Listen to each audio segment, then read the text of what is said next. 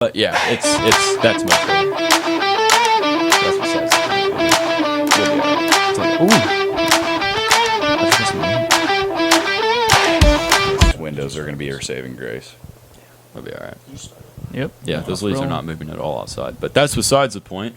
Welcome to the sauna edition of Speaking Sporadically, episode number... He's got to check. I never remember. Well, it's been 2 weeks, so... Yeah, you can keep talking. I'm waiting for the episode number. Oh, give me a second. On this episode, regardless, we're welcoming Derek. Meyer. I think I'd done 1 or 2 episodes. I believe so. Quite a while Sounds ago, right. but Yeah. Episode 147. 147. Okay. There you have it, folks. almost getting to the 150. That's crazy, isn't it? Holy shit. It is wild. Yeah. When did you guys start? This was like 2 years ago? We were junior year. So our Junior. third birthday has elapsed. Oh, my. We forgot to celebrate it completely. Yeah, we didn't. Oh my goodness. We did not recall at So all. yeah, it Okay, was- well, happy 3rd birthday. Yeah. So it was like junior year track, wasn't it? yeah. Yeah. So this will be our 4th year technically, because our first Yeah. birthday was 1 full year, 2, 3, and now we're on our 4th. Yeah. Yeah. So on our 4th year. Damn. Yeah. Which is crazy. It is pretty wild. You guys will be doing this when you're 60. Oh yeah. Instead of talking about random different topics, you're going to talk about 401ks and your grandkids. So Yeah. what retirement homes are you guys looking at Yeah. coming up? Hey, we're gonna do the we're gonna do the pods in our assisted living facilities. Well, Jacob's got to zoom in for episodes from here on out. He actually moved to Florida. How is it over there? It's hot. Need the temperature for my bone structure. I've got you, an- get like a video camera and you're like I one just of those figured old Jacob people that probably live down there that look like prunes or like raisins or whatever since they're in the sun all the time. Yeah. Yeah. Constantly sunburnt, constantly in the water. It's us and then one small like little thumbnail capture camera of Jacob, and he's got like Jimmy Buffett hat on. He's drinking like 4 daiquiris in the background. He's at a beautiful bar with the ocean. All right, guys, I gotta go. Yeah. I've got an announcement. I just divorced my 4th wife. Hopefully not. Ideally not. I just said Jacob be for it because he's probably gonna be the richest. I'd imagine. Well, I hope. He's the smartest with the money. I try to be. But yeah, I think when we initially started, one of the big things we talked about was being able to rewatch and listen to these when we Yeah. are older. And Oh, yeah. just like, dang, Yeah. like that's what was going on in my 20s. Yeah, Like, that'd be it's awesome. crazy. Just be like, I can't drink like that anymore. Certainly can't. But I don't know. Which we also just talked about that, where you sent me that Instagram reel or something, TikTok. yeah, Of, one or the other. Yeah, recording when we do D&D or whatever. Not Oh, yeah. posting or anything, but just having it. Recording. Yeah, just recording it and then being able to look back.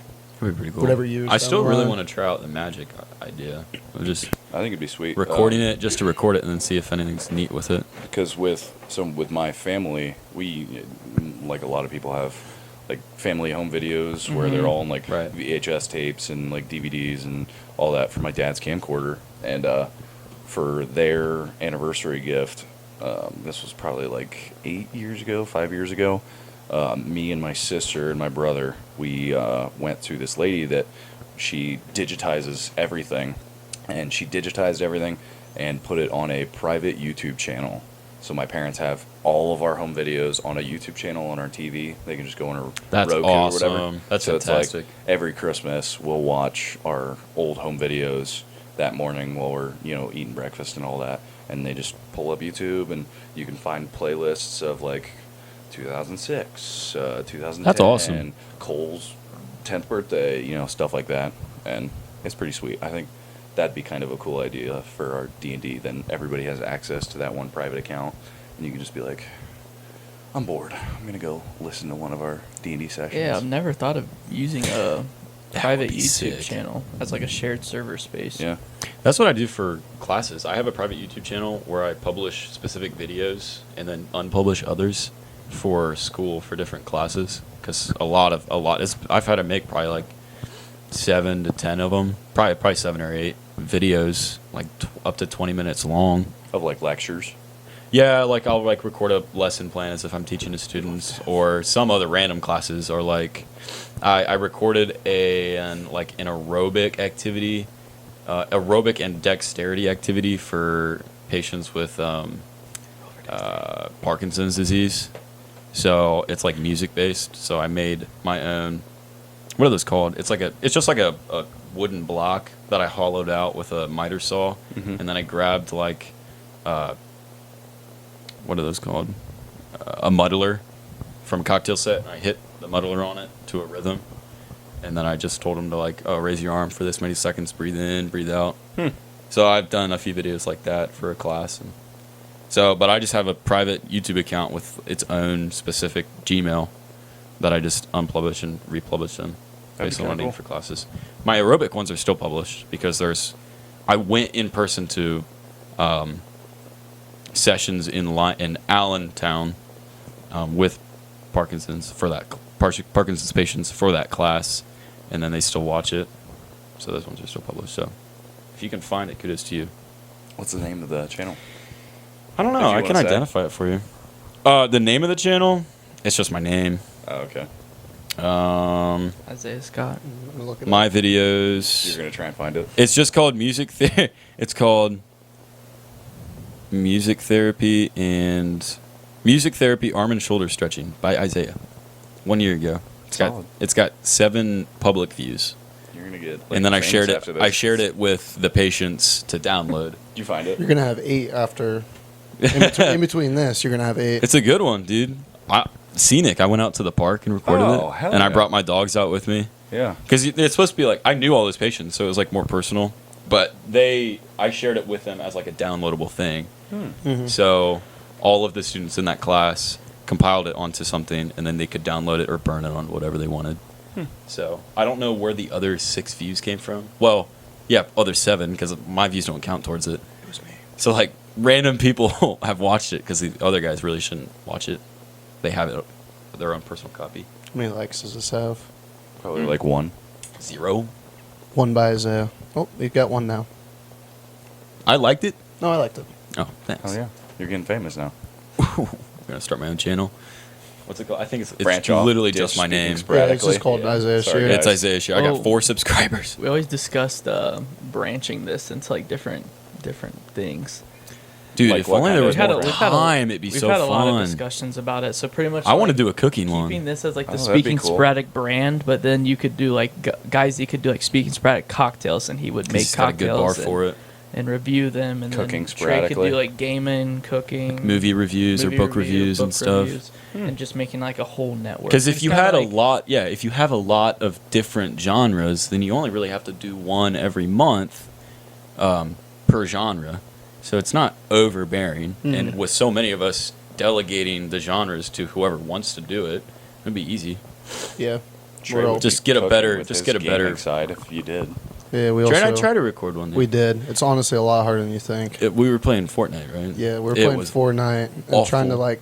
What was the difficult part of it? Talking Talking and and not playing. losing at the same time was impossible. Oh yeah, because you gotta make it last. Yeah, we're Yes. in mid conversation and like Fortnite. We're Dude. getting into a fight and we're sitting here. I'm realizing I'm like crap. I need to keep talking about whatever Yeah, conversation we're having. I'm like, My can't moment of really focus realization that came hard. when I'm like, I think I just said for the 6th time consecutively because I was fighting the same guy and I know I'm bad. So it's conscious in my head that not only do I have to kill this guy to keep the conversation moving or I lose and I'm just watching Trey, I also have to just keep talking to keep it entertaining. But also, anybody who theoretically would watch this would know without a doubt that I'm the worst Fortnite player in the world. I'm so bad. keep in mind this was also like 3 a.m. Oh, it was very late. It We didn't was really start. late. We have like 2 hours of it too. You gotta release it as like a little special feature. It's on my PlayStation still. I think should be. You I didn't think get so. any like Yeah, we didn't gear or delete it. anything for it. No, Some It's- people for like streaming stuff, they like there's certain hardware you can use that'll actually like download the. Well, you audio and basically connect a computer tower to your console. everything. Okay. I think is what you which do. PS5 has And that pretty just- good. It's pretty good already, just built into for you to be able to I'm sure stream PS5 or is a lot better. upload or publish whatever. Like I could do like 3 buttons. I could publish both of them to like the. Don't. I'm not For my sake. speaking spread. They don't really see you at all because it's my POV of fighting and stuff. Yeah, but like, who's this actual hobo running around doing nothing? See him It's like, off on the hill. why just, is he shooting his teammate? Because I don't know what's going when on. we were talking about doing it, we're like, all right, well, who wants to like record or whatever? on it, and Isaiah would be like, "You record? I don't want to. I don't want to Yeah, watch I don't want me." people to see my POV. What And even the- then, every time Trey looks at me, I guarantee I'm spinning around in circles at a sensitivity rate far too high for my skill set, firing at like trees. You just look over, you see Isaiah. He's like, "Hey, is this gun good?" And it's a gold scar on the ground, and he's like holding a blue AR. It's just See, if I feel like if we I did know that the same rarity thing system. at a, That's it. if we did that same thing on Overwatch, I feel like it'd go a lot better. That's a Yeah, lot I want to less. try it. Oh. Let's do it tonight. Yeah, I'm down. Bet. 'Cause how many hours do you think you get a week on Overwatch? I hear you play it a lot. In the prime of everything, Prime, I oh. got probably upwards of a day within a week. I'm not Yeah. gonna lie. Yeah. But it was a pretty productive day within a week for me. I was able to get everything done. I still had to ace feel in all like- my classes that semester, so I feel like majority but- too, it'd just be we'd hop on pretty much every weeknight, play for like an hour or two. pretty much, yeah. I I just- wouldn't Longer than go. that, probably, It but- was rare you'd go till past 12. Yeah, usually hop up for around 12. But Yeah. now during the summer, I don't have time. No, I think No one has the time. last I time feel we like. played. Yeah, the last few times we played is just like after work or Yeah, it's after D&D, and we play until 12, 12:30. that's what I and was we just about to say. we're It's like done. every time we're about to finish D&D, you guys are like, "All right, let's roll D20. If it's odd, we're gonna play Overwatch tonight. If it's even, we're gonna roll it again." Yeah, yeah. yep. Well, last time we couldn't play because somebody forgot to update it. That's besides the point. Speaking of D&D, though, Dungeons and Dragons. I should have prepared a question, but Well, there's kind of too many answers for literally. I guess I got question. a, I got a Yeah, question if you don't have one. So run us through your prep work or like what you do before I need to take notes. sessions or whatever of like, Yeah. do you have like a, like I'm going to start here for like this session or like where you start, like how you do I it. did my Skyrim one, I started because just to preface, because it might be different. When I Right. started the Skyrim campaign, I found the manuscripts, but I never really looked at it. I just made sure it was like reliable, and then I started with the absolute end goal, and then realizing that D&D is completely creative game. Like that end goal could be completely shifted depending on what everyone wants to do. just like it did in our campaign. Exactly. So I started with that, and then I went, okay, not session by session, but let's just put it by like quests, and then end goal, end goal, end goal. And I didn't do like different endings, like alternate endings for each of them. Mm-hmm. But I just did that, and then I worked my way backwards, and then I'm like, well, how can I start it so that I get to this point theoretically? And that's how we get to, you guys know Sanguine, who was what, Sam Guire or something like that. Yeah, something like that. In disguise, you know. That's how I got that and stuff. But I'm curious to see how you do it because you are way better. I appreciate that. Thank you. I guess just kind of to preface for anyone listening that doesn't know what D&D is, Yeah. you probably heard it a lot more in some media, like Stranger Things and stuff like that. But Watch that today. Dungeons and Dragons, the nerdiest tabletop game, especially by name, but it can be as nerdy as you want to make it. Sure. Is essentially just telling a story with your friends and playing essentially like a board game using dice and stuff to sort of play off the more high stakes decisions, like if you're going to be able to actually make a jump or hit somebody in the face. It's if anyone knows what like a choose your own adventure book is, it's like that, but about 1,000 times more engaging. Yeah. You know. It's like playing Skyrim, but everything just depends on the dice. Yeah. I was gonna say, did you talk about the dice rolls? Yeah. So, sort of how I prep for the stuff as the DM, the Dungeon Master. I know in the start, being sort of a fresh DM, there was a lot more prep, like usually an hour or two at least before every session we would do weekly. I know to prep the campaign in its entirety at first, you gotta like create maps, kind of world build and stuff like that. But just kind of going week to week, it started out, you know, okay, these are all the characters, the NPCs that I want them to talk to. These are some of the plot points that I want to hit. These are places I want them to go, and sort of things that I would try and drive you guys. Railroad, as they say, with as much free will for you guys as possible. But lately, as I've kind of gotten more used to it, you start to realize that the best way to DM, the best way to prepare, funny enough, is to not prepare. I improv so much of it to just make sure that I don't have empty spots in the story that just never get hit, and then I wasted my time, or you guys waste your time doing something that doesn't even apply and all that. So you kind of just have to make the framework, and then it makes it way easier on me and more fun for you guys, because then you fill in the meat. Yeah. Like I get the bones sorted, places you need to go, 3 plot points that you need to hit. Yeah. You guys hit those in the first half hour, and then it is just free from there on out. Like, I mean, there was one session where you guys derailed it for 2 hours trying to buy a library. That was fun. I don't know if you were part of that one, but it was a good time. I mean, it was all financial stuff, and you guys were trying to make me sign a contract. And I mean, I graduated as an engineer. The only thing I know about numbers is how much force something's going to hold, and you guys are throwing like, here's an interest rate. This is going to be APR. I spent a long time on that contract. We'll fund your book if you go off. Did you and save do that? Because we this. wrote it down, didn't we? Yes, I currently have that contract in my long, Heck yeah, big box that's awesome. of practically archaeological. Yeah, because we Swords. wanted residuals. That's awesome. Yeah. Something else that I found helpful when I was doing my Skyrim one, which was easier for me because Skyrim has a very deep lore as a video game. Elder Scrolls has a very deep lore as a video game series, but Skyrim does as well. But as far as like going with the flow of it and letting players choose what they want to do and go where they want to go, especially since I give you guys a whole carriage and just kind of free will. As long as we pay that guy with alcohol. Right, yeah. Establishing a history and main characters of each like primary location. That was super helpful for me. And then I also went through not events, but like just like, because I gave you guys a carriage, you're going to be traveling. That's going to be part of the campaign. But because you're traveling, Skyrim, the video game, has a very, very detailed map with so many things in it. So I just picked and choose, and you could just make your own map and just plop them down there, whatever you want. But I picked and chose, what locations or what monuments or what, minor towns or something there might be something interesting at, and whether I'm not going to force them to stop, but whether they want to or they're interested in something, I will always mention that they're going by. I'll mention, oh, you see this. But that helped me in like the last 2 sessions we did before we picked up yours, which has been so fun.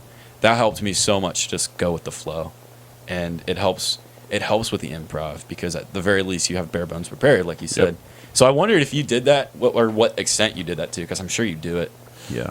That first campaign, we essentially call it like the Wyrmwood trilogy, whatever, duo, whatever we want to call it. And so I sort of made everything bare bones. Like, usually people use the D&D universe. They use their maps and stuff. There's famous locations in cities just like there are here, and just like New York, there's Baldur's Gate, whatever. Right. I wanted to create something completely different, and so I made my own maps. Those came out awesome using some different software, and just kind of try to create a culture everywhere. And then, just like you said, just make those not famous people, but those like core people that you're going to see at taverns, courthouses, stuff like that. You guys can like talk key to NPCs, exactly. And then just set the tone of the story, whether it's some guy that's trying to kill everyone, the basic stuff. And you honestly have to wait until that first session, first 3 maybe, to just see what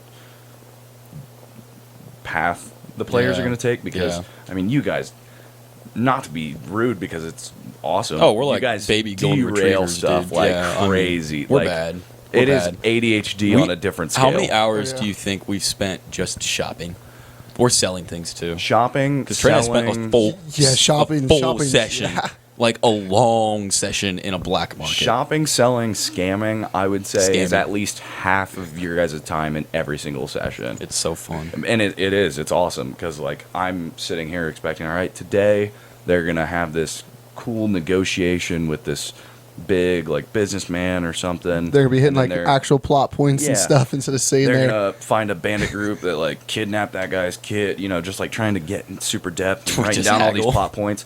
You guys show up, and then as soon as you're like dealing with this businessman, you're like, I don't like what he has to say, and he has a lot of money, so I say we just like stab him and take his gear. Like, and then after that, it's like, well, you don't have to save that guy's kid because he's dead. Yeah. So, all right, where are we going now? thinking we're actually hit a plot point or something. Me and Isaiah are sitting there selling my arm that got chopped off Yeah, For profit. for profit. for way too much money. Yeah.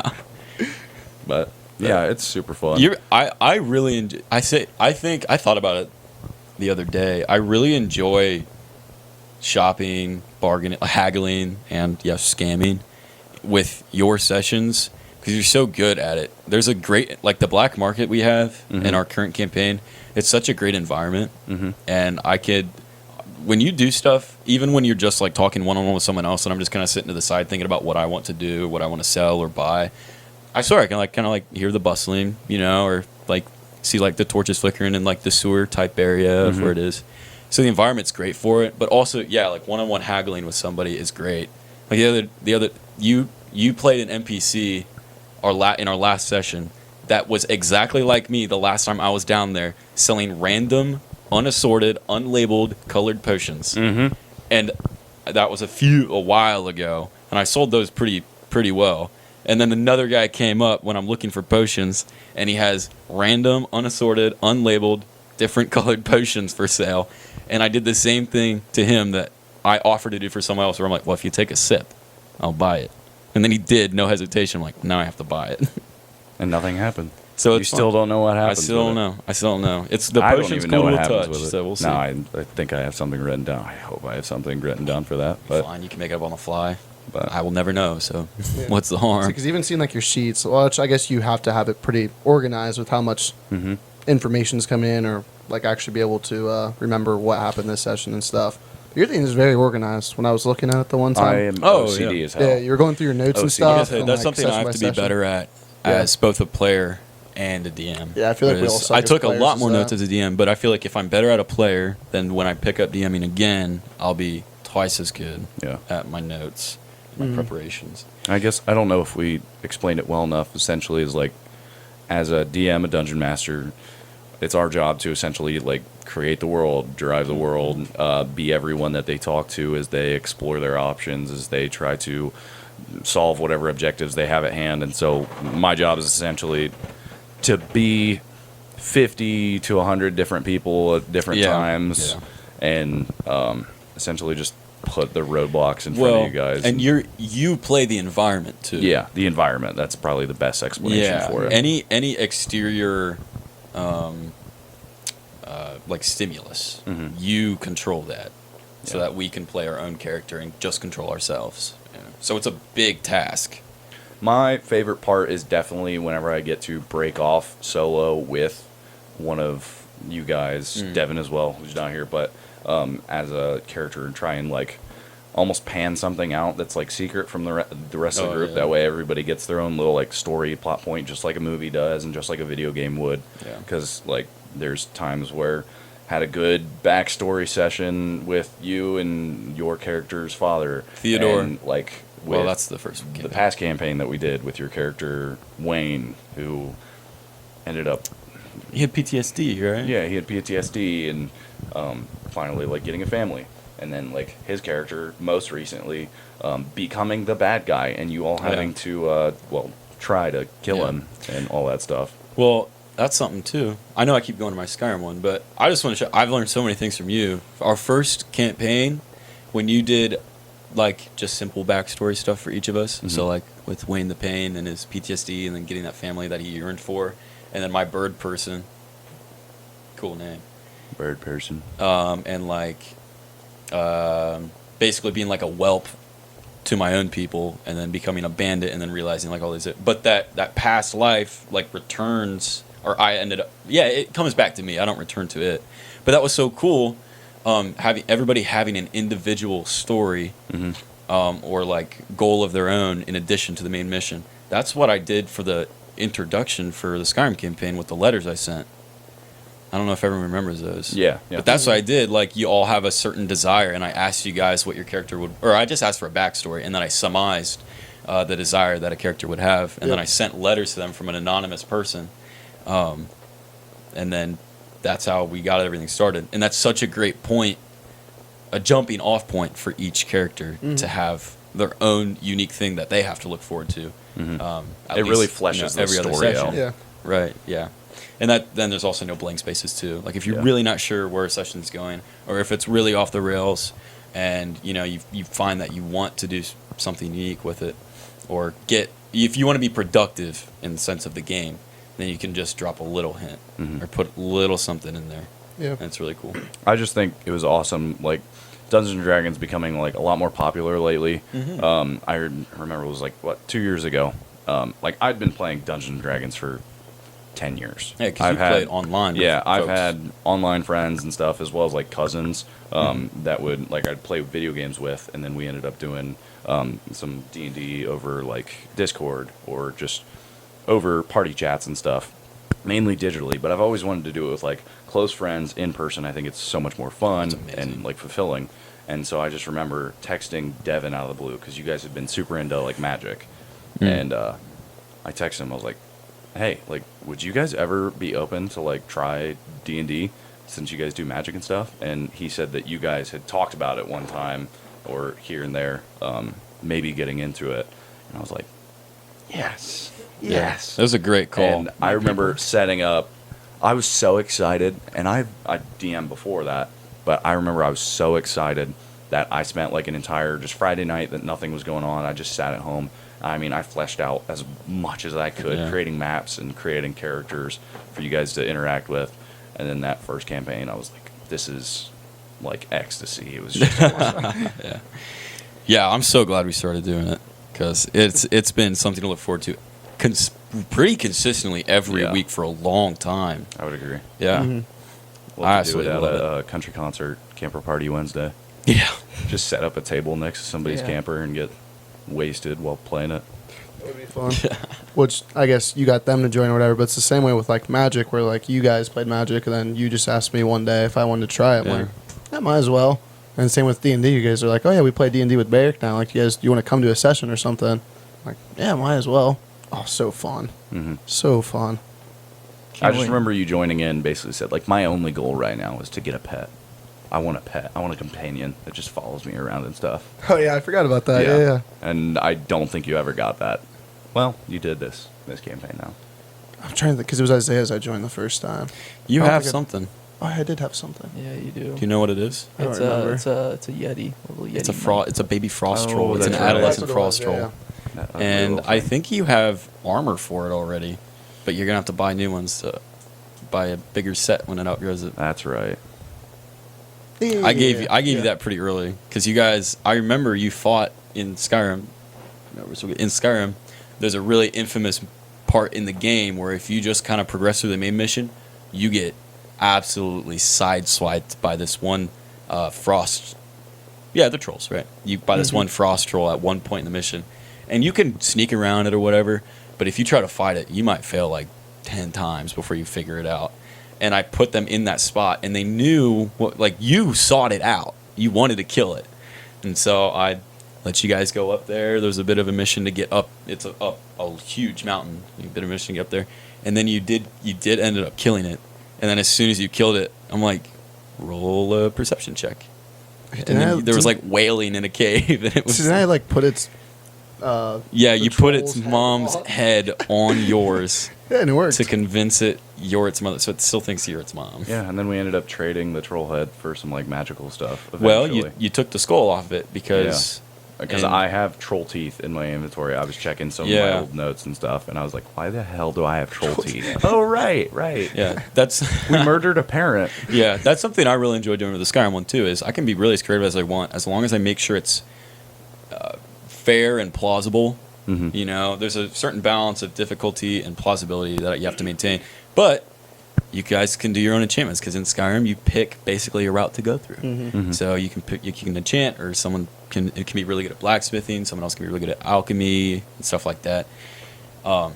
But to do those things, especially on the move constantly, without having to pay somebody for the resources or for the room to do it, you basically put together. Anyways, we have a video coming soon on Game of Thrones, and a video coming probably say so. soon on Hunger Games. I'd also say so. Honestly, Heck yeah. we should do a video diving into the Rick and Morty lore. We should I'd do, be down we should for do a a- Game of Thrones campaign. Campaign. That would be sick. Oh my kinda god. gas. D&D campaign. Fun.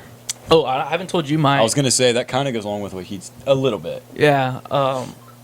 I would Turn that like. off. I've been starting to design a one-off session I want to run. Yeah. So this is continue our D&D conversation because it's a little bit changing conversation we've been having, but consistent with conversation we've been having with you guys on the pod. So a one-off in D&D is pretty much anything that you don't come in from any prior sessions and you don't have any post sessions. It's just bang, that's where it is. And what I want to do is a true, like, kind of how D&D originally started, a dungeon crawler. You guys go until you're dead. And so you guys are probably going to give you a level 12 characters and start with like level 7 mobs. And then you just beat that room, and then you go into the next room. It goes to 8, 9, 10. And you just keep working your way up to stronger and stronger mobs. And you'll get like one single long rest and 2 short rests during it. But the thing that will kill you guys is most likely not going to be like just pure mob strength. It's going to be Traps. Well, depletion of resources. Oh, yeah. Yeah. Because I'm going to give you guys like 3 single potions. All of you have like 3 items. Yeah. And then obviously you get 1 long rest, and after that, if you're out of spell slots, you're out of spell slots. You won't be able to kill me. Just too good. Hopefully not. It would be crazy. We're all gonna be rogues. Like I blend into the wall. But I sneak around the room. And I'm going to try to make all I of run the away. bosses like I run away. very different. Like one room it's going to go in, it's going to be 1,000 by 1,000 box, and you have a archer that's sniping you from 600 feet away. Like you guys walk in, it's going to be like, okay, you've been hit by an arrow.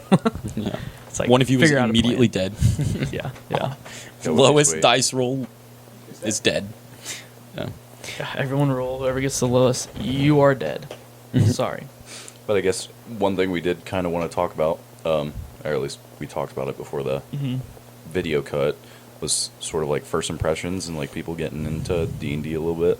If we wanted to go around and kind of go off your story, because you 3 were new up until we finally started doing D&D, just like you were new with magic and stuff like that. I honestly, I'm curious to hear your guys' first impressions, because everybody, like even our friends, when they hear it's like, what were you guys doing on Wednesday? You just drinking at Derek's? It's like, I mean, yeah, but We were also role playing. yeah, we were doing Our nerd stuff in the characters. basement.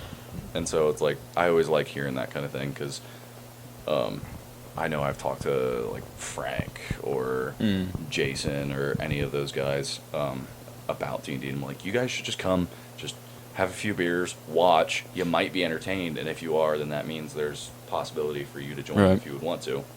So, what was your guys' Yeah, experience? I've like? talked to both of them about it too. Because I mean, I guess my personal experience when you guys asked me to join, because there is that stigma behind it Yeah. of like nerdy. Because I mean, I had the same thing before too of like, oh, this is going to be kind of weird going to. But like I think what you said earlier too of like you can make it as nerdy or I guess weird as you want it to, which we don't really do at all. It's kind of just like story wise good. And I do like what you said too. Like our friends do make fun of us more in like just a teasing way or whatever. And like those 2 I've talked to too. Like I've explained like what we're doing, like what the story is, like stuff we do during it. Like, oh yeah, like that's pretty cool. Like that would sounds fun or whatever. So I'm like, yeah, just come for one. I told both of them the same thing that you did of like just come, and I bet you guys would like it. Probably be the same thing of like me joining where I just kind of came. I'm like, oh, this is pretty cool actually. Yeah, especially just because, I mean, the first campaign we did, you weren't in it, the first one, but like, I mean, it turned out as him practically being like an ex-gang member. Your character was a bouncer for a tavern. Devin's character was a lot more, how do we say, irresponsible, that I don't know if I really want to say on a podcast, but Oh. he got around, we could say that, I guess. But yeah, I know starting when I went into our first session, I knew it was going to be rough. But I felt like I had a steep learning curve, and it was rough because the one memory that always comes to mind is you pretty much described, our environment and everything, and then you just go, all right, what do you guys want to do?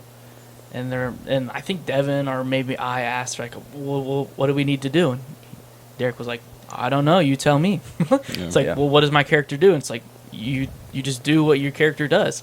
I'm like, I don't know what my character does. And he's like, you're the character. You just do it all. I'm like, how do I do it? Like, you just say it and then you do it. Now I'm like, okay. It's like a 3-year-old gaining consciousness Yeah, for the first yeah. time. It's like, I'm like- I I'm have to like- make decisions. I need a job. okay. No, sitting there watching Dora like, oh no, I can speak English now. I'm responsible for my own actions. After you're potty trained, you really got to take a shit and you have to get up and like, oh no. Yeah.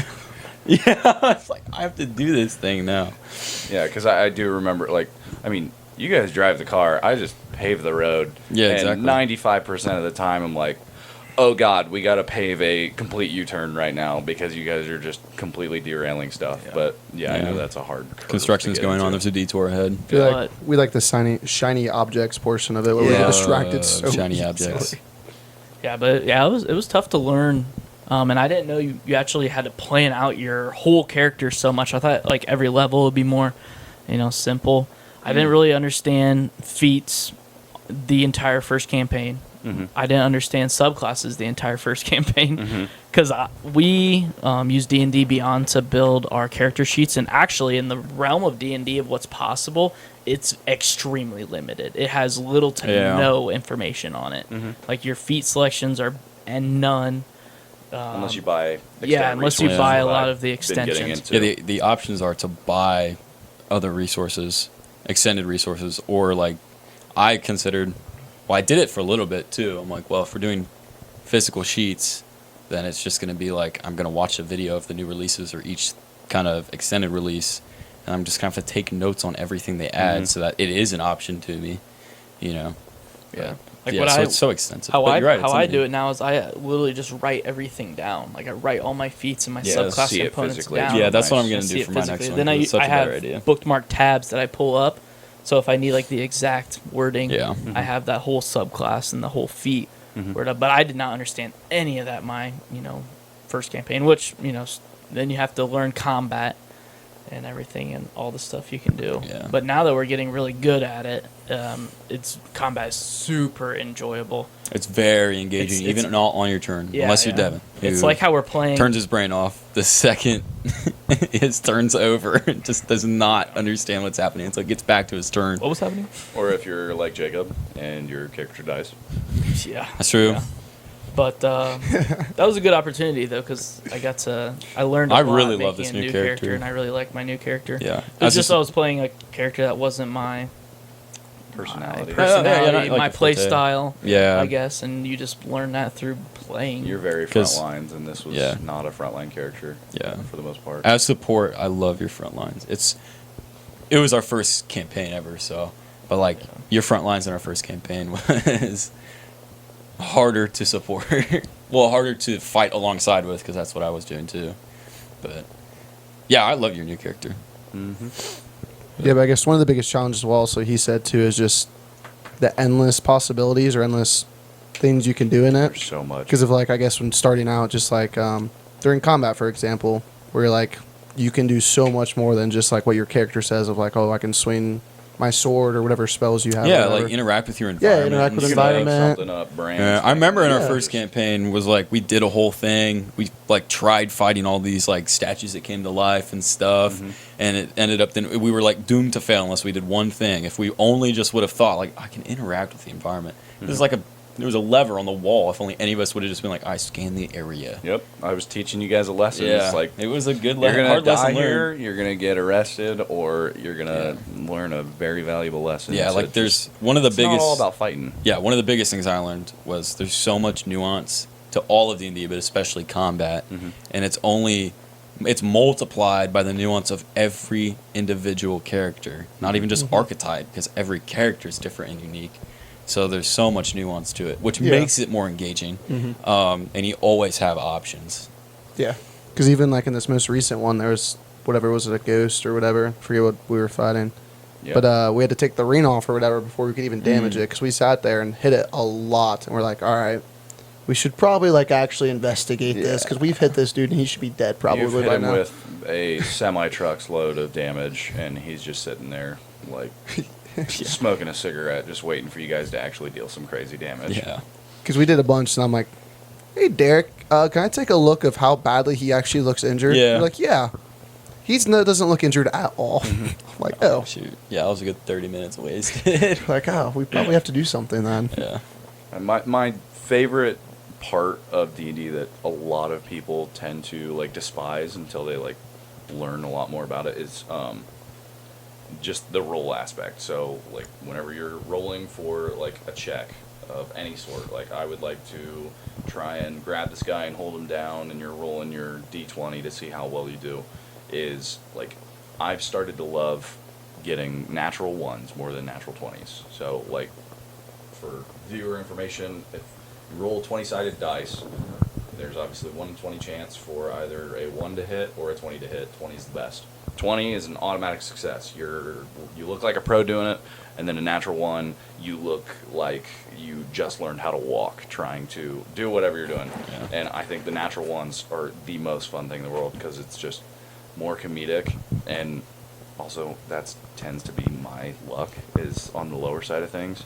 So it's just like, I need to do this that would make or break our game, and then you guys roll 1. It makes me the happiest person on the planet. Because then I can just be like, all right, your sword breaks, you fall unconscious, whatever I can do. It's just awesome. Yeah. And then there's you guys with the rogues that have like a plus 20 modifier, so you can never fail. It's bullshit. I'd even try to do that. I'd never played a rogue before, and I knew what rogues were capable of, but I was fully convinced that I would just be like, I just want to I want to be able to like, just dodge things in combat. And then I started going bard for this one. My character is based off Indiana Jones, so I was trying to, anything that I could, any in-game way to like crack jokes or something, or be like gruff yet funny, I would take, which I kind of failed for like half of it, but I'm back in it now. Mm-hmm. Yeah, last time you pulled out like a... I made a list. I made a like few myself, and then I'm like, well, what if I need like 15? So I had AI come up with a bunch more based on a bunch of different circumstances, and it was kind of fun. Yeah, because the last time Derek's like, all right, what do you say for this? You're like, wait, I got something. You like pull out your list, whatever, what you wrote down. My favorite is definitely when you were using cutting words. It's essentially the spell that like you insult knocks somebody. Down. You insult them to make them mess up whatever they're trying, and he's like, he was trying to attack one of you guys, and you're like, all right, I'm going to use cutting words, and so it makes him fail. And I asked, what do you say? And like without a pause, you're like, hey, your shoe's untied. And like that's the best. Something as simple as that, you know. It throws them off. Yeah. And yeah, that stuff's awesome. It makes it more fun when you actually have to like interact. You're not just You know what I did forget to do that I really wanted to do during that campaign, which I could pick up now when we were continuing it. You know, basically like chapter 2, is I still have a fedora. But you know how in the movies his fedora falls off during like super intense moments, and he always risks his life to go back and get it? Yep. I've never done that. Ever. I did it with my jacket one time, or I was really upset it got... Yeah, in one of the first sessions, I was really upset that I got like... I should have died. But it stabbed me through my jacket, and there was a big hole in it. And one of the first things I did once I got revived from death was go and fix my jacket. I was still at like 4 HP, and I went and got it fixed. But yeah. It's always the best. It's a fun time every week. I look forward to it all the time. I feel like there was a lot of things that I didn't expect when I first started doing it. But I did have a decent perception of what it would look like in a really fun, with a play group that pretty much models our play group. Because I listened, before we started playing, I listened to Dungeons and Daddies. Love that show. Which is not a BDSM podcast. It just sounds like that. Which is the story of the game, of their playthrough in D&D is that they're dads in the normal world, like classic dads, like all the different instant archetypes that you think of when you think of dad. Khaki shorts, Skechers, White Socks. A rock dad, a granola dad, dad joke dad, stepdad, and then a stepdad, an unconfident stepdad. Yes. And their sons get, they're all sons. Their sons get warped into the D&D plane, and so they jump in there in their minivan to go after him. So that's why it's called Dungeons and Daddies. But I had listened to that, and I thought it was so hilarious. But I did understand a good amount of the the complexities and the mechanics, I should say, of D&D. However, those guys are professional entertainers. They immediately, even if they weren't railroaded, they immediately knew what to do, or like something interesting that would be fun for them and entertaining for listeners. The first time we had a free option, I knew we could do whatever, but I was so lost as to what I should do. Because even now, we still, every now and then, we spend like 20 minutes debating on what to do. Yeah. And we have directions to go in, we just don't know how to address it. You know? So that was my biggest learning curve, was addressing what direction to go in and basing that off my character. That's still the biggest thing. My next character will not be, they'll be good, but they will not be neutral or like lawful. a goody two-shoes kind of person. Yeah. I mean, this mine being neutral good has been fun because I can still, like, swindle people and stuff. But, like, morally, I'm not corrupt. Yeah. You know? You're not like Isaiah's character, massacring a village. Trace. Or Trey, yeah. What can I say? I still don't know It about was that fun. in game, and it bothers me greatly. But it does make playing with Winston a lot easier. Oh my gosh! But Yes. I don't know about it. There was, I guess also what you talked about earlier of like the when it's a smaller group that you do sessions or whatever, where just like the very fun. character growth and stuff. I do enjoy that too because we did a session where it was just us two, and then we did a session where it was us two, and I don't know, just like the Yeah, I guess less they people. feel more intimate. It's more intimate, yeah. There's Yeah. less people, so you Well, are. you do more things, too. Yeah, you do more things because there's only two people, so you're driving the story the entire time, pretty much, of whatever you do, and that was really fun, too. Especially the one that we had with us too. Since you're lawfully good, I tried to do something. We argued for like 45 minutes. It felt like Yeah. because I was trying to do something dumb and probably something evil or something. Yeah. And this dude kept trying to stop me, and we just sat there and bickered for like 45 Rolled against Well, each other. yeah, rolled against each well, other our so many characters times. do it a lot too because you're more impulsive. Well, especially considering the sway that your patron Cthulhu had on you. Yeah. That grew as the grip grew stronger throughout the campaign. But like even in one of our second to last sessions, I had to use my gun and shoot, or the first time I see it, but shoot the swing of your sword off course to try to keep you from doing something that I thought was wrong, and we rolled against each other twice. Yeah.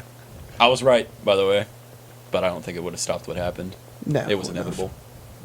It was inevitable. Yeah, but like, yeah, all throughout the campaign, it's like it's not like I'm arguing with Trey. I think what he was doing would be hilarious, Yeah. but it does make it more satisfying to hold true to like Yeah, my and it makes characters. sense. Yeah. But all of your actions made more sense too when I realized, like, he handed me a note one time when we were debating something that we should do. I'm like, oh man, it was just about his patron. That you didn't really have a choice in the matter. No, it of was from choosing him. No, so it was but forced. then like, oh, his patron's like, it literally said his patron's evil as hell. I'm like, oh, okay. My favorite part that we always have in our campaigns is it's the Book of Many Things. That's one which of my is favorite the parts most of fun, it. Yeah. compulsive, random item ever. It's a magical book. Most campaigns have it. It's called the Deck of Many Things, and you pull a card or you pull a page out, and something completely random happens. Whether it's really good, really bad, Yeah. completely random. Like Devin's character is like always permanently sopping wet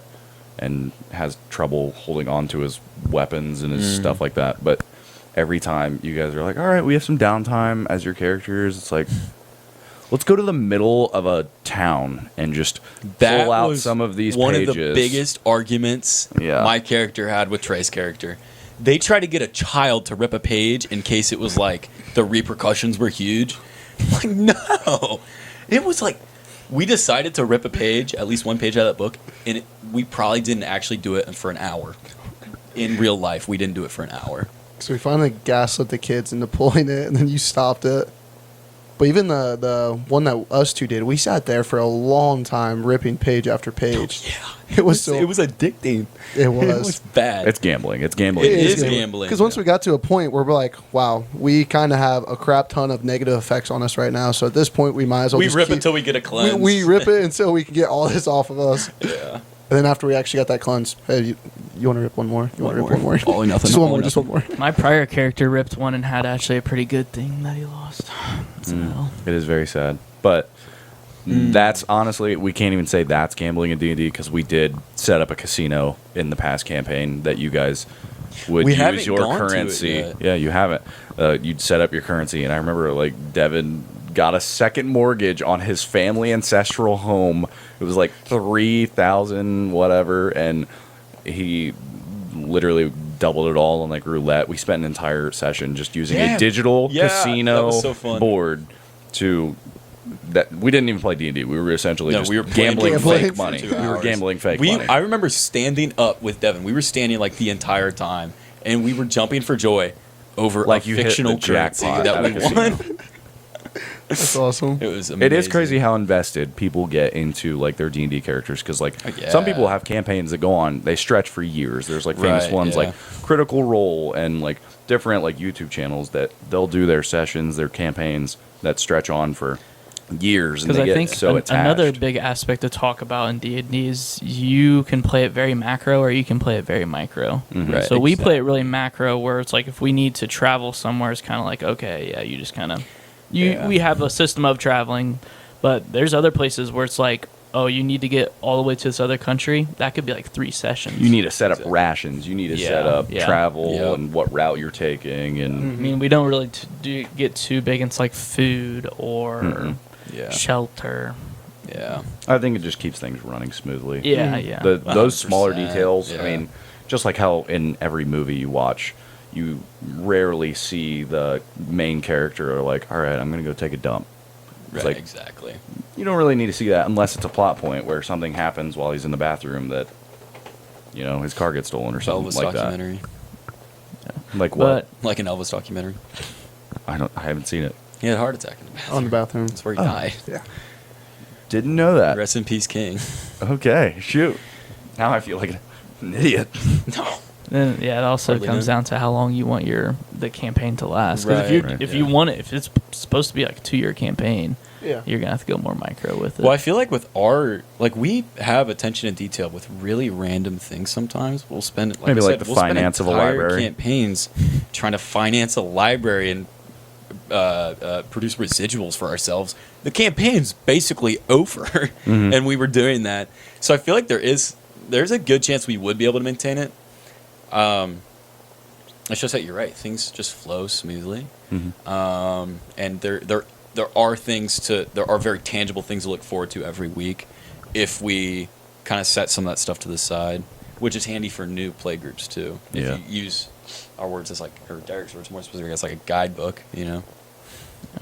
and I think we enjoy leveling up too. I agree. I don't know how Leveling people up- could go like 20, 30 sessions without leveling up. It wouldn't feel rewarding at that point. Oh my gosh. it'd be Because horrible. I mean, the usual for most D&D campaigns is like you'll go like 2 months begging for a level Yeah. up. Because I mean, it's only 1 through 20, and those first 5 levels, you are like a civilian in Exactly. a wartime area, just Yeah. absolutely like just trying to survive. And then anything after that, it's like, how can I nuke the closest person that Right. pisses me off? Well, on the flip side, yeah, exactly. On the flip side too, though, in a situation like that where the leveling is slow and you are kind of just like a civilian thrown into the mix, into the fog of war, I guess. That is when you do truly learn to interact with your environment to the best capacity possible. You know what I mean? Mhm. Because that's how you survive. Yeah. Yeah, with whatever You have to see out every option. yeah, with whatever proficiencies you have, Yeah. you can have 0 proficient. You could be blind as a bat and still interact with your environment in a way that will let you succeed in what you're doing and reward you greatly. So that is a flip side to those shorter ones as well. There is some sort of reward, but you don't really notice it. It's just something that grows inside you. You know, that's a skill set for a real person. Yeah, of course. But I definitely agree we need to start recording sessions just I think that'd be for our amazing. own bits just to look back That'd be on. so cool. It would be sweet. Something super funny or super cool When Skyrim happens. starts back up, I'm going to dress up. I've You're going started. to dress up full Skyrim? Well, I've started a wardrobe of like my history teacher. Oh, I see. Aura.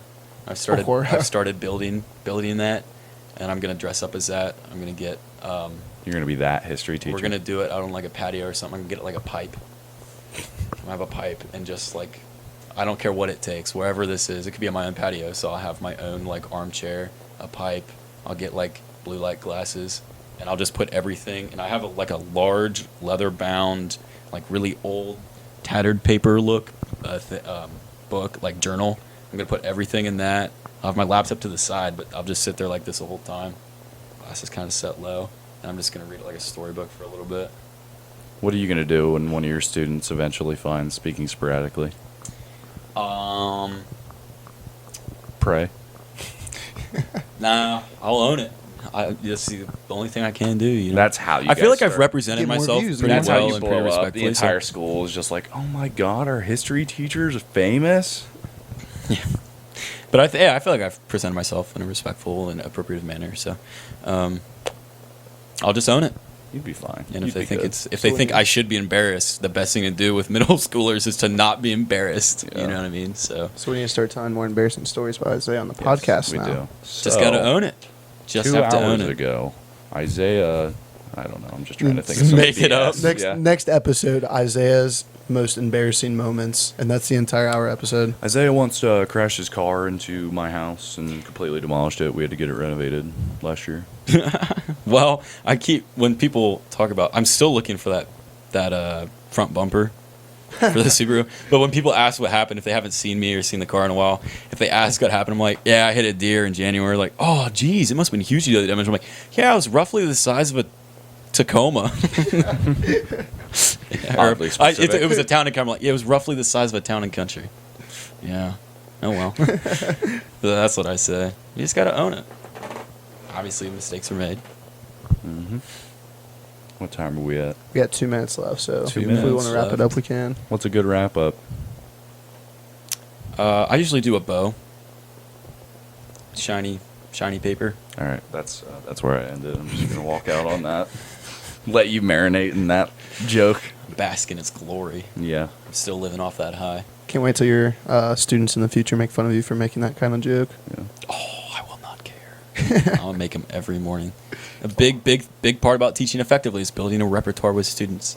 So whether they think I am actually funny or whether they think I'm corny, those are both positive relationship building things. So every morning as they come in, get them sat down, just rip a joke for them, or give them a fun riddle that I make. You know, one of our science teachers in middle school did the same thing, and I learned a lot from him. about to say the and he same did thing. songs of the day. Those are hugely those are great relationship building exercises.